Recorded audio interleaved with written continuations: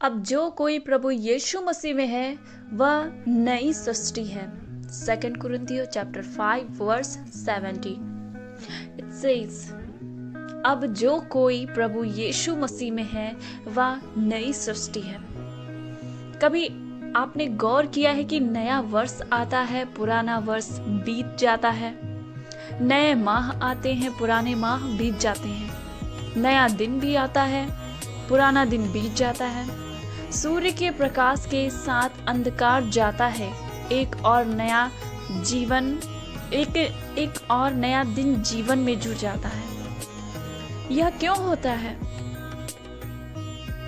ये नया माह, नया वर्ष, नया सप्ताह, ये नए दिन परमेश्वर हमें क्यों देते हैं? नए दिन के साथ परमेश्वर हमें अवसर देते हैं कि जिस प्रकार रात बीत गई, भोर के साथ एक नया दिन प्रारंभ हुआ, उसी प्रकार हम भी अपने जीवन में कहीं ना कहीं कुछ ना कुछ नवीनता ला सकें। जब नया दिन आता है तो ये परमेश्वर की योजना है, ये परमेश्वर का नियम है। इस दिन सूर्य, चंद्रमा और रात दिन को परमेश्वर ने ही ठहराया है, परमेश्वर ने ही बनाया है। और परमेश्वर नया दिन देते हैं कि हम अपने जीवनों का भी नवीनीकरण कर सकें। जो पुराना बीत गया है सो बीत गया, उसको हम अतीत में जाकर सुधार नहीं सकते। जो बीत गया उसको हम परिवर्तित नहीं कर सकते, पर जो कुछ नया है, जो कुछ सामने है, उसमें परिवर्तन जरूर किया जा सकता है। हम भले ही पुराने चीजों में परिवर्तन नहीं कर सकते, क्योंकि वो चीजें बीत चुकी हैं, वो दिन बीत चुका है और वो समय बीत चुका है। हम उसमें वापस नहीं जा सकते। लेकिन जो हम आज जी रहे हैं, जो हमारा तुरंत का समय है, हम उससे जरूर बदल सकते हैं। प्रभु यीशु मसीह ने अपनी शिक्षाओं में कहा है कि वह हमें नया जीवन देने आए हैं। ये लिखा हुआ है, अब जो कोई प्रभु यीशु मसीह में है वह नई सृष्टि है, नया जीवन है। नए जीवन का अर्थ क्या है? एक जीवन जो कि सामान्य जीवन से, औसत जीवन से थोड़ा सा उठकर है।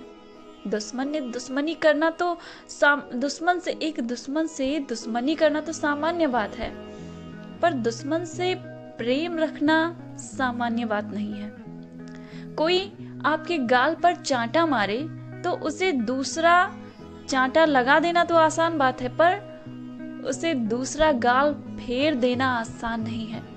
यदि कोई आपको श्राप दे रहा है तो उसे श्राप देना भी बहुत आसान है, पर उसे आशीष देना कठिन है।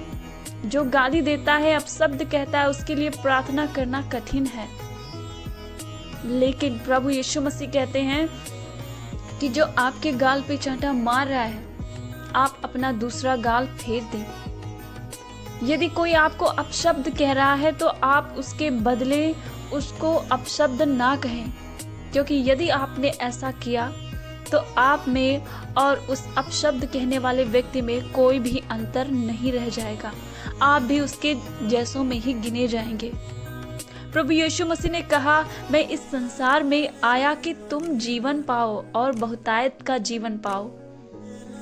वो इसलिए आया कि हम परिपूर्णता का जीवन पाएं, इस संसार के पार अनंत का जीवन पाएं। इस कारण हम संसार में ऐसा जीवन जिएं कि जब इस संसार से पार हो जाएं तो स्वर्ग धाम में आपकी आत्मा को प्रभु यीशु मसीह मिले। नहीं तो हमारी आत्मा नरक में भी जा सकती है, लेकिन हमारे कामों के द्वारा ही हम स्वर्ग में ले जाए जाएंगे। हमारे विश्वास के द्वारा हम क्या बिलीव करते हैं। प्रभु यीशु मसीह ने उस नए और परिपूर्ण जीवन को जीने के लिए हमको आज भी आमंत्रित करते हैं। वो अपने पास बुलाते हैं कि आओ मेरे बेटों, मेरे बेटियों, वो नया जीवन देंगे आपको। इसी जीवन में आप एक नया जीवन फील करने पाएंगे। परमेश्वर आप सबको बहुतायत से आशीष करे इस वचन के द्वारा।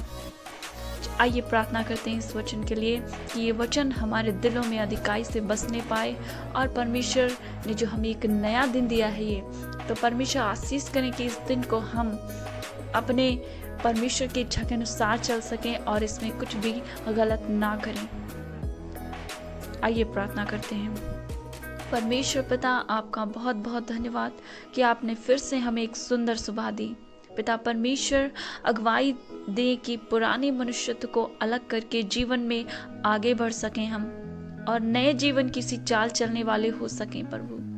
प्रभु आप आशीष करें इन सभी लोगों को जो इस वीडियो को देखेंगे। पिता प्रभु आशीष करें कि ये वचन उनके दिलों में बसने पाए, और पिता वो आपकी इच्छा के अनुसार चलने वाले बने।